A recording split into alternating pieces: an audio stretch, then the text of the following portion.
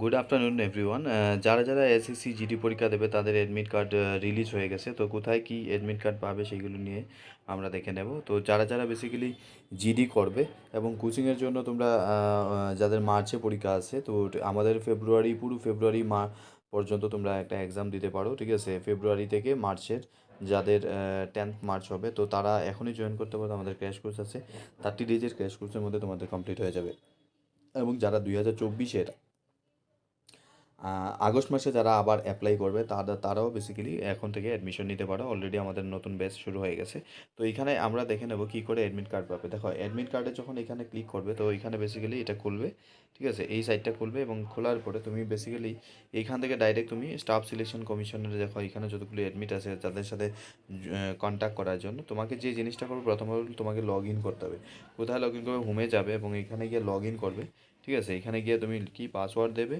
হ্যাঁ, প্রথমে কি তোমাকে রেজিস্ট্রেশন নাম্বার দিতে হবে, যে রেজিস্ট্রেশন নাম্বারটা তুমি পেয়েছো মোবাইলে করার সময়। তো এখানে রেজিস্ট্রেশন নাম্বার, তুমি লগ ইন আইডি দেবে এবং পাসওয়ার্ড দেবে। তারপর এখানে ক্যাপচা, দেখো এই যে ক্যাপচা আছে, এইটা দেখে নাও। এই ক্যাপচাটা তোমাকে ফিল করতে হবে। PAREM ক্যাপিটাল লেটার, যেরকম স্মল ক্যাপিটালে মিলে আছে, এটা ফিল আপ করতে লগ ইন করবে। করার পরে তোমার কি ড্যাশবোর্ডটা খুলবে। ড্যাশবোর্ডের এখানে তুমি পাবে অ্যাডমিট কার্ড, ঠিক আছে। এসএসসি জিডি কনস্টেবল লেখা থাকবে 2024, ওইখানে তুমি কি ডাউনলোড করে নেবে, ঠিক আছে। আশা করি বুঝতে পেরেছো। এবং বাকি তোমরা যারা 10-12 পাস, ফেজ 12-এর একটা পোস্ট এক্সামিনেশান আছে, staff selection commission phase post phase 12, এইখানে 10 পাস একটা এক্সাম, তো ফিজিক্যাল ফিটনেস নেই এখানে। বয়স 32 পর্যন্ত আছে। 12-এর এক্সাম দিতে পারবে। তাহলে যে গ্রাজুয়েট সে কি এই 10-এ দিতে পারবে, 12-এ দিতে পারবে এবং কলেজে দিতে পারবে, তিনটা এক্সাম একসাথে দিতে পারবে।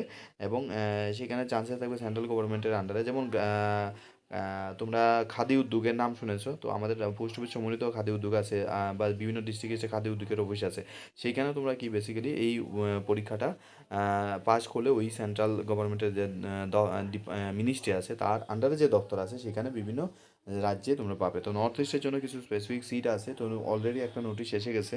বিভিন্ন রিজিয়নে অ্যাপ্লাইয়ের ডেট অ্যাক্টিভ হয়ে গেছে। তো আমরা কোচিংও স্টার্ট করে দিয়েছি। তোমরা যারা কোচিং করতে চাও তারা এখনই যোগাযোগ।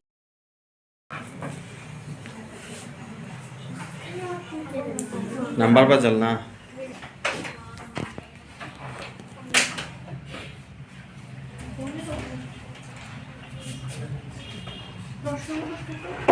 প্রশ্নবোধক, হ্যাঁ প্রশ্নবোধকটা এটা সলভ করতে হইব আর কি, এটা আনসার কি, ঠিক আছে। তো বটমাসের রুল বার করো, কী কী করা যায় বটমাসটা হিসাব করো।